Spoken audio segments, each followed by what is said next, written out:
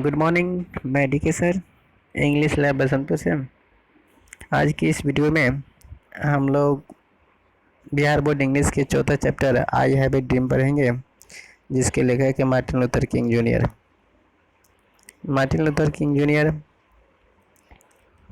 ये अमेरिका के एक महान नेता थे, जिनको doctor Martin Luther King junior America के एक पादरी के रूप में भी जाना जाता था, और ये एक आंदोलनकारी भी थे। ये अफ्रीकी मेमोरिक नागरिक के संघर्ष के प्रमुख नेता भी हुआ करते थे। उन्हें अमेरिका के गांधी भी कहा जाता था। इनके प्रयासों से अमेरिका के नागरिकों को अधिकार के क्षेत्रों में प्रगति हुई, इसलिए इन्हें मन इसलिए इन्हें मान अधिकार के प्रतीक के रूप में भी देखा जाता है। मान अधिकार के प्रतीक के रूप में भी देखा जाता है। और इनका जन्म जो हुआ था, इनका जन्म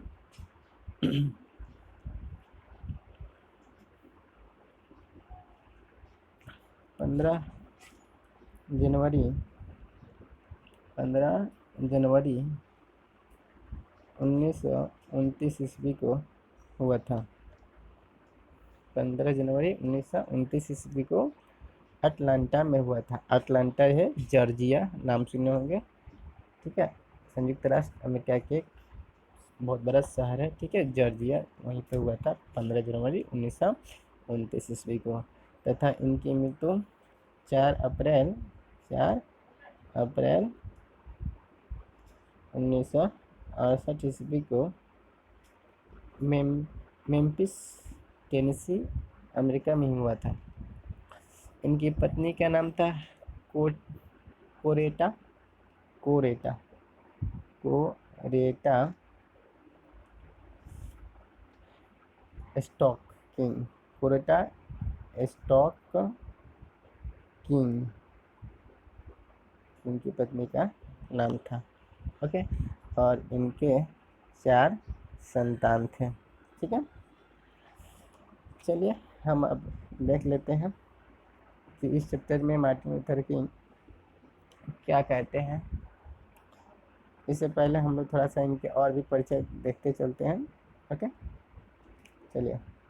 लिखा है Martin Luther King junior 1929 and 1968, मतलब इनका जन्म 1929 यानी कि 15 जनवरी 1929 और इनकी मृत्यु 1968 यानी 4 अप्रैल 1968 ईस्वी को हुआ था, मेम्फिस में हुआ था। ठीक है, फिर कह रहा है कि ए बाप्टिस्ट मिनिस्टर बाय ट्रेनिंग। ये एक बाप्टिस्ट मिनिस्टर मतलब होता है पादरी, पादरी मिनिस्टर माने मंत्री। ये एक पादरी नेता थे, मिनिस्टर थे। ठीक है, बाय ट्रेनिंग उन्होंने उनके प्रशिक्षण भी लिया हुआ था। और फिर कह रहा है कि became a civil rights activist early in his career, और अपने जीवन के शुरुआती दौर में ये एक आंदोलनकारी भी रहे। आगे कह रहा है कि लीडिंग द मोंटगोमरी बस बाइकॉट एंड हेल्पिंग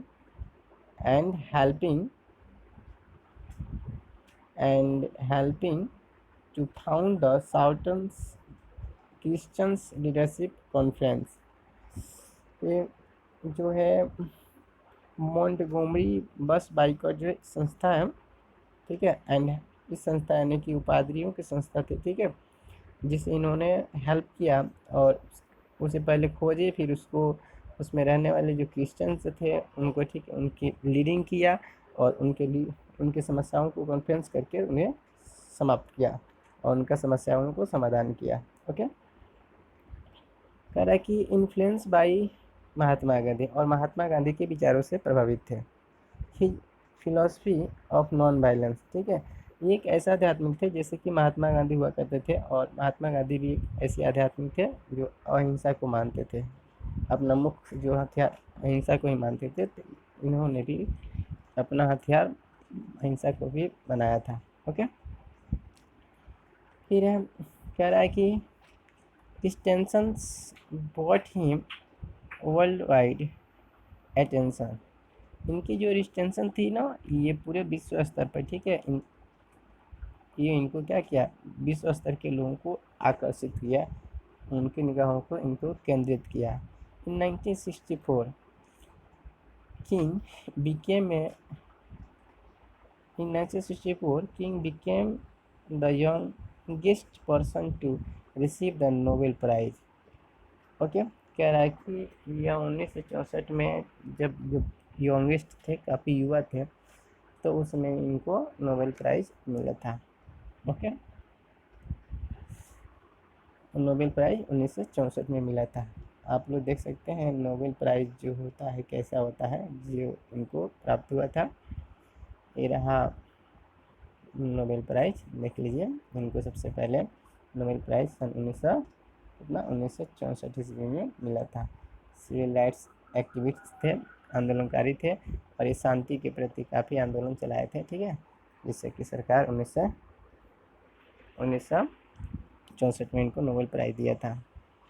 इनको सन 1961 में भी एक प्राइज़ मिला था, देख लीजिए, ये भी एक 1961 में प्राइज़ मिला था, जिंग्रो ऐसे कुछ करके प्राइज़ था। ये इतना इम्पोर्टेंट नहीं है, लेकिन पूछ सकता है कि when was got Nobel prize Martin Luther King junior. तो यहाँ पर आप लोग देख सकते हैं 1964 में इनको नोबेल प्राइज़ मिला था। ओके, चलिए, और ये रहा उनके जो मार्टिन लूथर किंग जूनियर, जो अमेरिका के एक पादरी के रूप में जब थे और एक नेता थे, तो उसमें इन्होंने अमेरिका के मेमोरियल जो वाइट हाउस था ना, वहाँ पे संबोधित किया था लोगों को, तो वहाँ के ये सीन है। ओके, और देखिए आगे हम लोग पढ़ेंगे तो उसमें मिलेगा, ये उनका फिगर है, देख लीजिए। ओके, इनका एक विचार था कि यदि सियासत को चलाने वाले लोग यदि धार्मिक कट्टरपंथी हुए तो फिर वो सियासत को देश नहीं चल सकता है। सियासत को चलाने के लिए, यानी सत्ता को चलाने के लिए धार्मिक उन्माद से दूर रहना चाहिए, ऐसा इनका मानना था। ठीक है, आगे देखिए ये क्या कहते हैं इनके, यही जो अमेरिका के वाइट हाउस है, यहाँ पे इन्होंने स्पीच दिया था। ठीक है, 1963 ईस्वी में। ओके ओके, चलते हैं, अब देख लेते हैं इनके कुछ प्रसिद्ध बुक है, वो बुक से जहाँ से क्वेश्चन अराइज हो सकता है। ओके, आगे लिख रहा है कि इन्होंने सन 1964 में इनको नोबेल प्राइज़ मिला था for his efforts to end segregation and the racial discrimination। ये जो रेशियल है ना, इसका मतलब होता है मानव जाति के प्रति, जो रेशियल मानव जाति जो डिस्क्रिमिनेशन, जो भेदभाव हो रहा था ना, उसका काफ़ी प्रभाव पड़ा था इनके आंदोलन से। ओके, और फिर यहाँ पे कह रहा है कि through civil disobedience and other non violence way, इन्होंने अपने आंदोलन में, ठीक है, सिविल डिसोबीडियंस मतलब कि वहाँ की सरकार की जो आज्ञाओं का उल्लंघन किया था, और बहुत सारे ऐसे आंदोलन चलाए थे, ठीक है, उनके लोगों के लिए, जस्ट लाइक महात्मा गांधी की तरह इनका सभी आंदोलन हुआ करता था। ओके, फिर है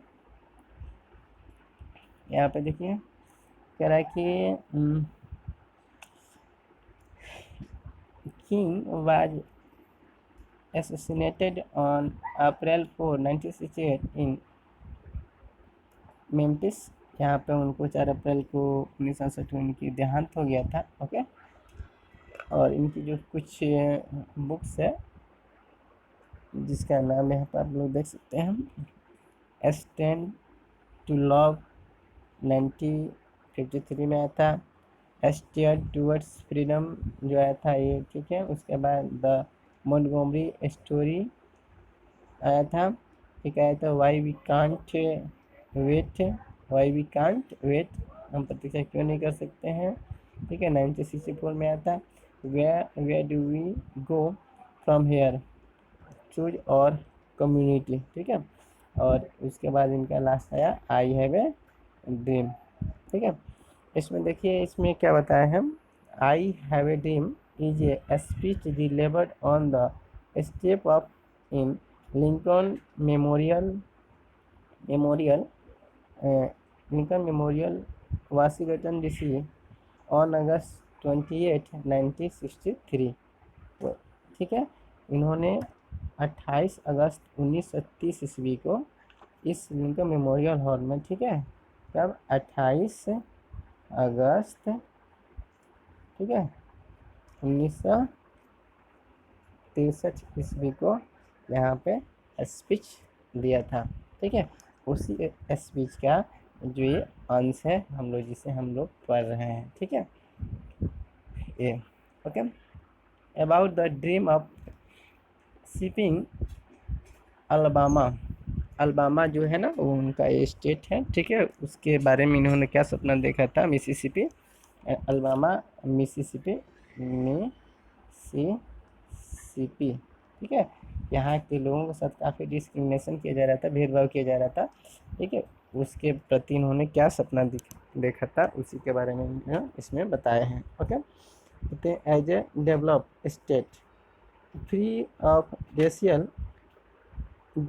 racial distinctions between the white and the black, जो वहाँ पे मिसिसिपी में, ठीक है, अलबामा में, जहाँ पे जो रेशियल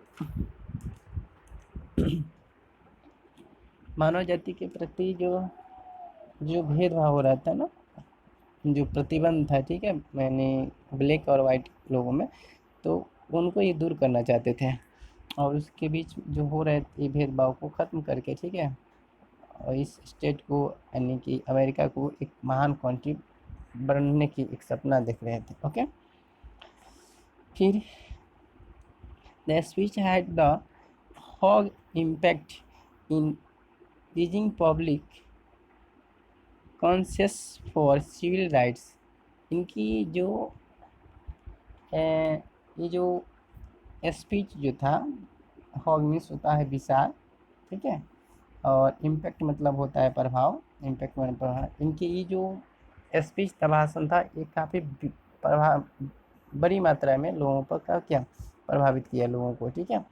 और इनका जो अगला जो मूवमेंट था establishing king as one of the greatest others in America history, और इनके इन्हीं सोचों ने अमेरिका में इनको महान बना दिया, ओके।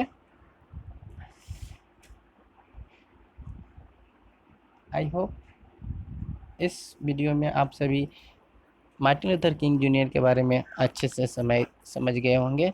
और यहाँ से क्वेश्चन कौन कौन से बन सकता है थोड़ा सा मैं आप लोगों को बता दूं। यहाँ से क्वेश्चन अराइज हो सकता है कि देखिए इन्होंने अमेरिका के वाइट हाउस में कब भाषण दिया था, तो 28 अगस्त 1963 ईस्वी को दिया था। यहाँ से क्वेश्चन अराइज हो सकता है। एक क्वेश्चन यहाँ से हो सकता है कि इनके बुक्स जो है ना ये सभी इनमें से, ठीक है, इस बुक को वाई वी कांट वेट जो है ना कि where do we go from here, ये इसमें से एक क्वेश्चन यहाँ से अराइज हो सकता है, ठीक है। फिर यहाँ से अब क्वेश्चन अराइज हो सकता है कि इन्होंने ठीक है इनकी मृत्यु कब हुई थी, अप्रैल 1968 में हुआ था। फिर हम लोग को यहाँ पर क्वेश्चन एक यहाँ पे राइज हो सकता है कि when was got Nobel prize, काफ़ी इंपॉर्टेंट क्वेश्चन यहाँ से बन सकता है 1964 ईस्वी में, ठीक है। और इनके यहाँ पे जो इनकी जन्म हुआ था, ठीक है, 15 जनवरी, ठीक है, 1929 ईस्वी से यहाँ से क्वेश्चन बन सकता है, ठीक है। और यहाँ पे देखिएगा ये पूछ सकता है कि कौन एक महान एक्टिविस्ट है यानी कि आंदोलनकारी थे, ठीक है, या फिर बाप्टिस्ट यानी कि एक पादरी के मिनिस्टर, ये सब कहीं से भी क्वेश्चन जायज हो सकता है, आपको सबको ध्यान में रखना होगा, ठीक है। Okay, thank you very much.